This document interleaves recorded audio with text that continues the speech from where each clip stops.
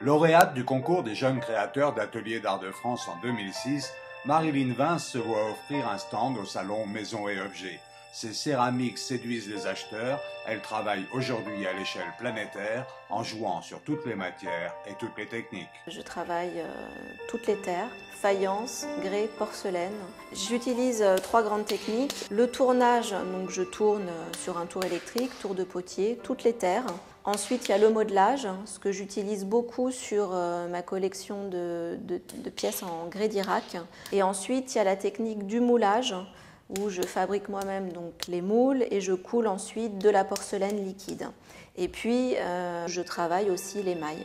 Après nombre de voyages à l'étranger, Marilyn commence, en parallèle de son métier de traductrice, à travailler cette terre qu'il appelle depuis l'enfance.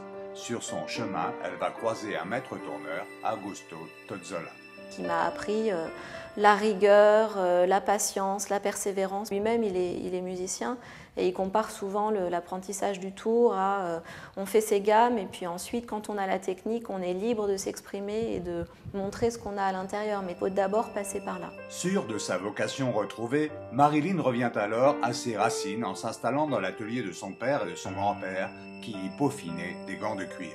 La première fois que je suis rentrée chez mon maître qui m'a formée, Augusto Tozzola, il y a eu quelque chose de très fort au niveau de l'ambiance de l'atelier. Et en fait, petite, je passais beaucoup de temps dans l'atelier où toutes les ouvrières travaillaient le cuir. Donc les odeurs, la matière, c'était déjà quelque chose, je pense, que j'avais. Et puis après, la terre, je pense que c'était en moi depuis longtemps. Et il y a une mémoire de la terre, je pense, qui était inscrite. Ouais.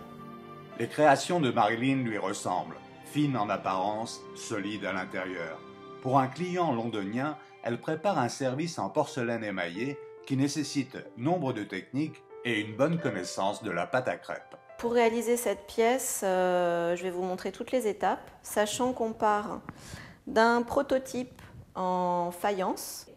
À partir de ce biscuit en faïence, on va fabriquer un moule en plâtre.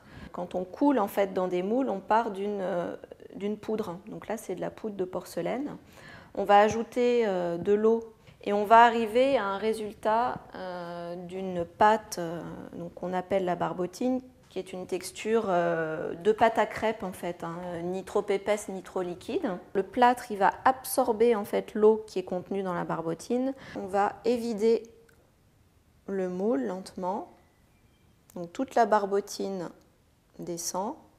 Et on va ébarber, c'est-à-dire enlever tout le surplus pour avoir un bord parfaitement net. La pièce va se décoller d'elle-même et on arrive à ce résultat-là, c'est-à-dire une pièce qui a réduit, ce qu'on appelle le retrait. La porcelaine, c'est la terre qui a le retrait le plus important. Donc là, on va pouvoir démouler la pièce. On démoule, voilà.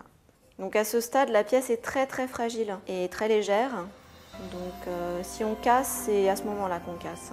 Le gobelet sera enfourné à 980 degrés pour une première cuisson, puis laissé au four pour refroidir. Il sera alors prêt pour l'émaillage. Sur la pièce finie qu'on a vue tout à l'heure, on avait un intérieur qui était bleu cristal. Le bleu cristal, il est là. On va mélanger cette poudre avec de l'eau. Et un peu pareil que la barbotine, la consistance de l'émail, c'est une consistance de pâte à crêpes, ni trop épaisse, ni trop liquide. Donc c'est à la cuisson à 1250 degrés que l'émail qui a été posé sur cette pièce va vraiment se développer et prendre la couleur finale qu'on voit ici. Si Marilyn tient à ne développer que des petites séries d'objets utilitaires, c'est pour préserver l'autre facette de son talent, des pièces uniques comme ces modelages en grès d'Irak, une terre très particulière qui doit son nom à une Irakienne qui en commanda à un grossiste et ne vint jamais la chercher. C'est le contraire de la porcelaine dans le sens où c'est des terres très chamottées. Donc la chamotte, c'est de la terre cuite qui a été pilée, réintégrée à l'argile et qui donne un petit côté un peu sableux, granuleux. Et moi, ce qui m'intéresse dans ce travail, c'est de partir d'une terre qui est très brute. En général, on travaille la terre chamottée en gros volume, des choses assez épaisses. Et au contraire, moi, c'est de l'amener vers quelque chose d'extrêmement fragile, à la limite de la brisure, de la cassure, de l'immatériel. Dans son atelier d'Issy-les-Moulineaux, Marilyn enseigne l'art de la céramique avec pour philosophie de donner et de recevoir. Parfois, il y a des envies chez les élèves, chez les débutants, de réussir tout de suite et de sortir avec un objet fini. Et la Terre, c'est le contraire de ça. Donc on apprend la lenteur, on revient vraiment à l'essentiel, parce que la Terre, c'est aussi l'école de la patience et qu'on est dans une société où on n'a plus le temps et on veut tout faire vite.